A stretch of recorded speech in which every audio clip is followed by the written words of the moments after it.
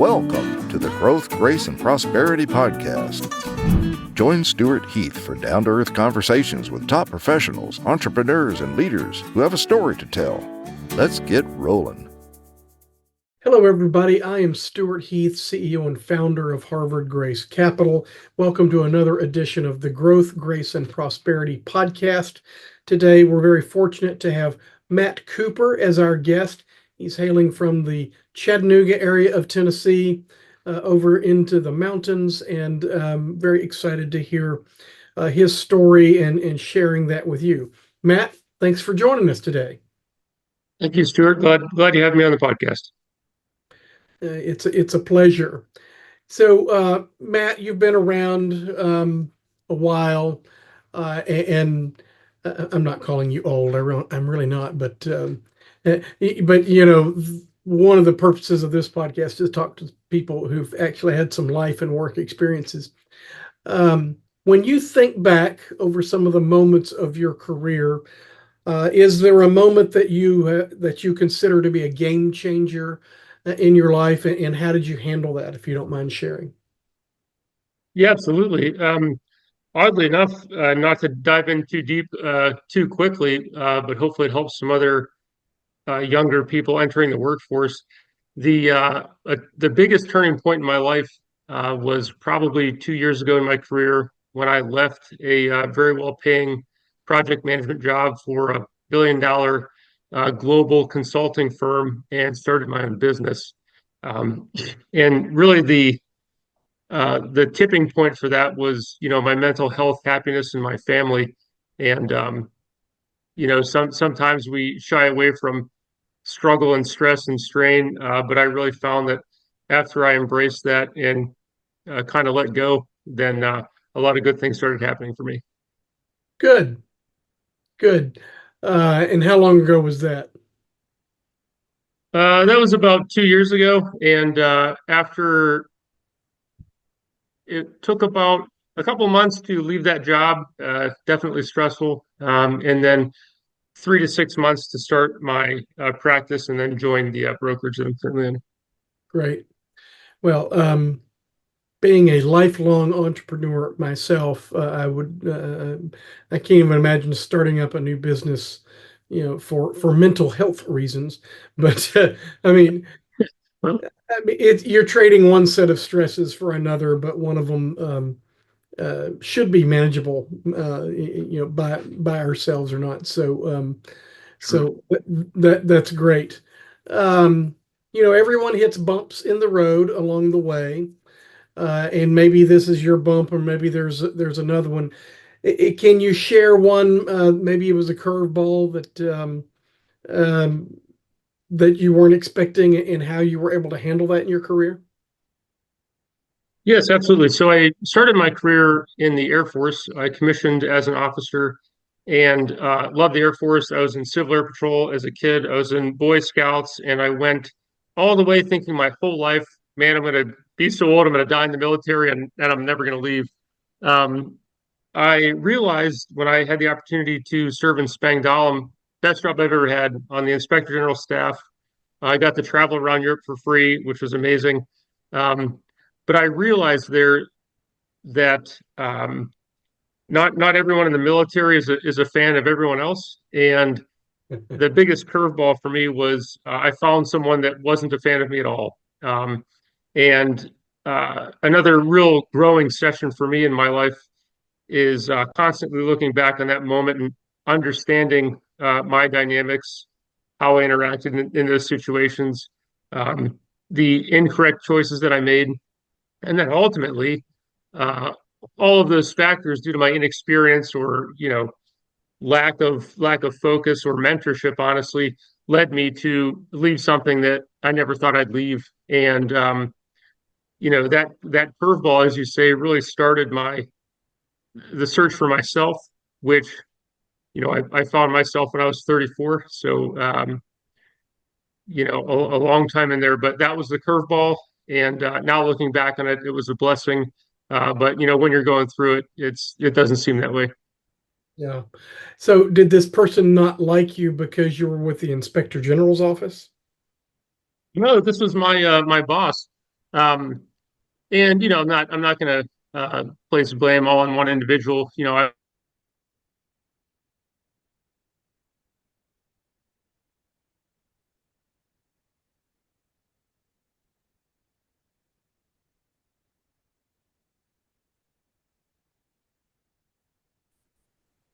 I don't know if I Uh, lost you there for a second, Stuart.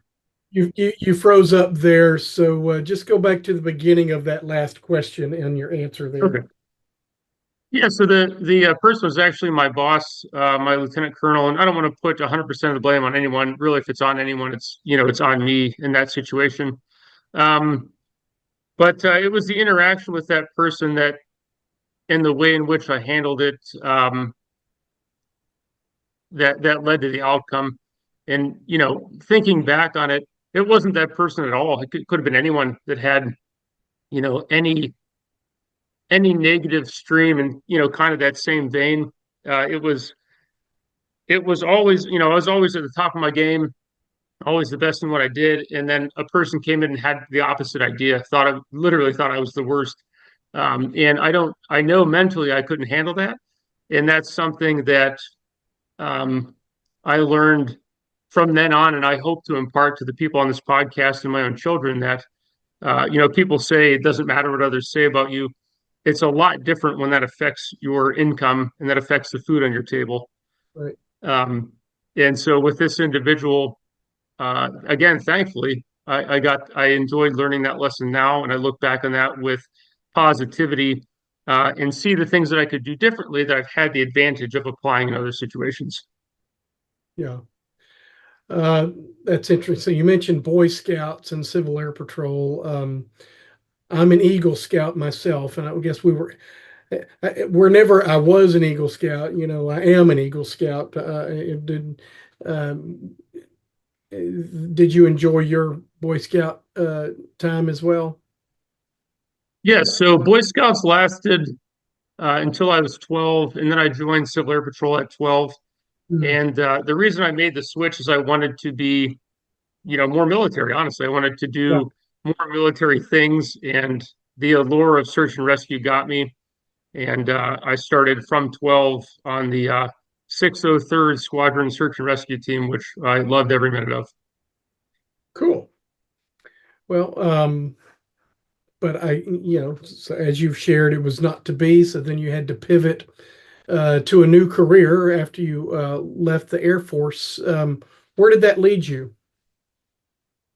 Yeah, so I left the Air Force, and it led me to a company called Symbotic, and that was an automated warehouse company, brand new in the automation space when robots were still kind of clunky and couldn't do much. No Optimus, that's for sure. Um, so it led me there, and that's where I fell in love with automation and robots. And to this day, it's something that I enjoy implementing in other people's businesses. Um, and after that, I guess it's just a series of life events and failures for me up until a bit ago. But which is great, great stuff. Led me to the education industry for a while, then onto that project manager job, and then here I am today. Oh, well, we are glad you're here. Um, I, I asked this question because sometimes I hate learning new things. Not always. If it's new knowledge or if a new law is out there, and I really enjoy learning. I consider myself a lifelong learner. I think what I really get frustrated is learning things that I shouldn't have to relearn, like a new piece of software where they just decided to change the whole UI interface, and all that kind of stuff. How do you approach Yep. learning new things? And I'll share the story. So, I'm a CPA. I've got to get continuing education every year, and I was just sharing with my kids at the dinner table the night that I had been in school all day, and my kids were like, "School? Aren't you done with school?" you know, Yeah. and the whole bit of is school never over? And sorry about your luck, kids. You ain't never done learning. So Yep. I do like that. But what is your approach to staying current on things that you need to know, whether you like it or not, and what approach do you take to do that? Yeah, so I take the approach that I do what I do best, and I find someone for the rest. And that's what I believe in everything in my life. I used to believe the mantra that we should all work on our weaknesses, and I find that personally to be completely false. Because I'm not particularly athletic, for example, and sometimes I might want to go be a professional whatever, but I could practice from this morning to tonight and for the rest of my life, and I will never be a professional, football player or basketball player, anything, right? Um, and that I learned that when I tried to do something that I'm not very skilled at. I failed at it miserably. Then I went, why am I doing this? Kind of like you said before, I would fail at doing something 6, 7, 8, 9 times with monetary issues, right? So, for example, um, in my project management time, I lost over 100 grand on one project due to a mistake of mine that I would repeatedly make that mistake, right? The same thing. And I go, oh, what am I doing?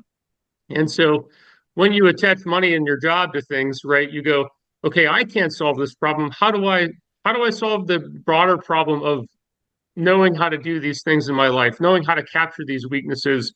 And I said, well, give them to someone who knows how to do them, right? And so that's why I embrace my role as a leader in really anything I do. And I'm a little odd that to me, leader doesn't necessarily mean the person out front doing the thing, like running in front can mean that. But I more see a leader as the person at the table that's able to look at everyone else, understand their strengths and weaknesses, and then get them to apply them, right? And so I'm able to do that effectively now out of necessity. And so I can look at the other people on my team or at the table or at a company that I'm consulting at, and I can say, hey, you're the best at this. I've identified that. You need to do that thing.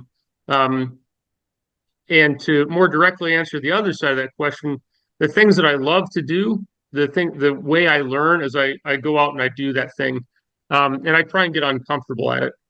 And so I use Zapier a lot to automate businesses, which anyone out there listening, if you don't use Zapier and you have your own business, start today, right? Right. It's a really good tool. It's actually And quite amazing, isn't it? So oh yeah, it's just phenomenal, right? it just makes things talk to each other. Yeah.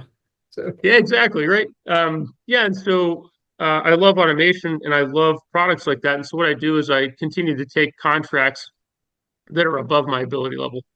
And I know I can do it and I'm driven to do it. And so I can be a professional at that. And I drive to have that success. And, when you've got that contract with that client on the line, that's enough motivation for me to, just sitting there and absorb what I need to absorb and achieve the objective. great, great. Thank you for that. So pivoting now to finances and wealth management and things like that, and without any numbers, you're a Mhm. successful executive. You have your own firm. Um, Outside of that, what types of things do you look at for managing your wealth? And again, without numbers, just if you don't mind, Mhm. describe the things that you invest in and why, and if you don't mind sharing some of that. Sure. Yeah, the first thing is asset protection for me. And so that's trust. And I enjoy irrevocable trust or revocable trust. I guess my accountant will tell me which one it is. um, You probably have one of irrevocable, each, frankly. So, right? Yeah, for sure.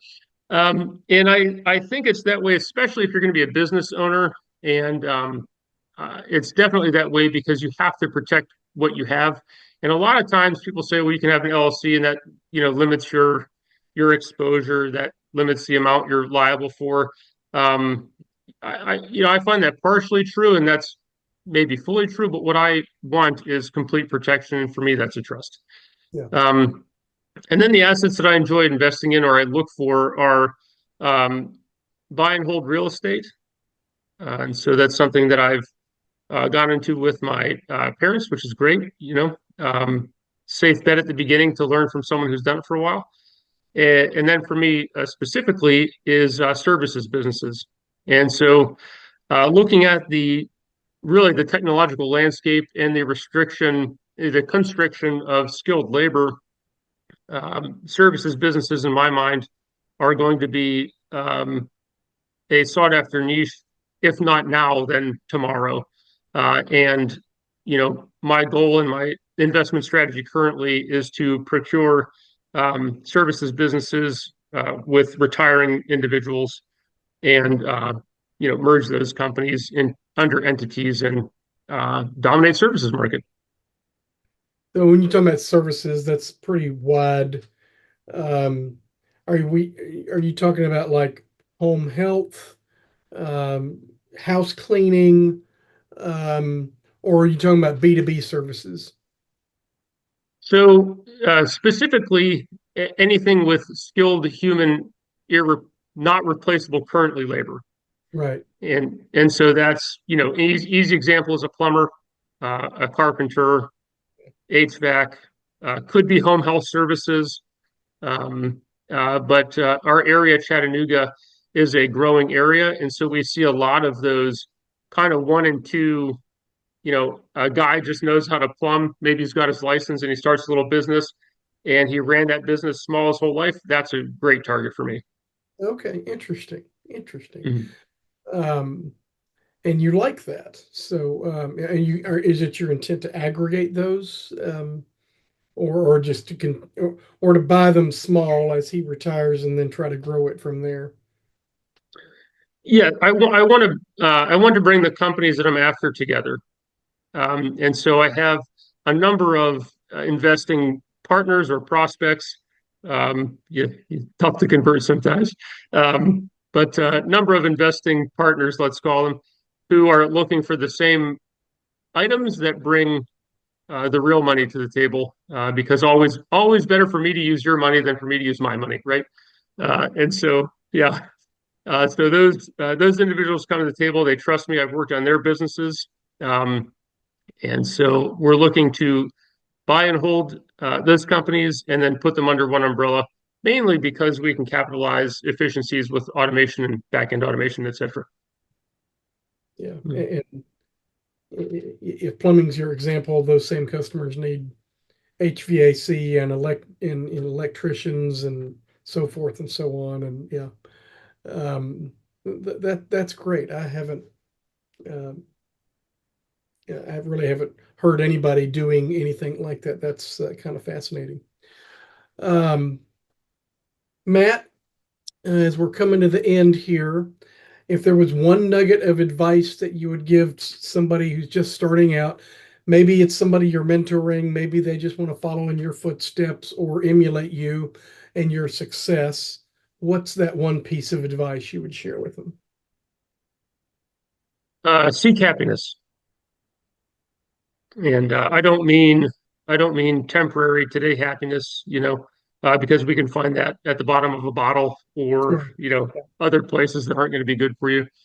To me, I would say seek long-term happiness, and that starts with looking within, identifying who you really are, and what really gets you out of bed in the morning. Because take it from me, when you're at the bottom and you've got a family and kids, and you said, "Man, I just quit my very well-paying job to start my own business," and the wife and I were just talking about this the other day. Said, "Man, 8 months ago we were talking about if we should buy bread this week or not." Right? Crazy. But then the just catapulting success from there, it comes in an instant. Um, and I firmly believe it came because I found my happiness. And so that's what I would advise. Yeah. I think, and I might get this wrong, but the guy who invented one of those virus protection softwares, McAfee or Norton or something, one of those guys. Yeah, Okay. he sold his company and moved to Costa Rica, whatever. And he said making money is easy. Keeping it is hard. And I have found that to be the case. There's always somebody who's wants what you have, or in other ways, something that's trying to eat away at the wealth you've built. So, and you're not going to get happiness or contentment from wealth. It's some of us are just driven to build it, and but it doesn't necessarily bring happiness. So I believe you're right. Yeah, I would call what you're describing as long-term happiness as joy. So that's great advice. Matt, thank you so much for being with us today. If anybody who's watching wants to reach out and contact you, how would they do that? All right, yeah, you can go to email me at matthew.cooper@valenta.io, or find me on LinkedIn at Matthew M. Cooper. Great. Great. Again, thank you for being here, and thank the audience for watching this episode of the Growth, Grace, and Prosperity podcast. Stay tuned for another one, and we will see you soon. Thanks a lot, everybody. Thanks for tuning in to the Growth, Grace, and Prosperity podcast. If you'd like to be a guest, visit growthgraceprosperity.com/guest. We'd love to hear your story.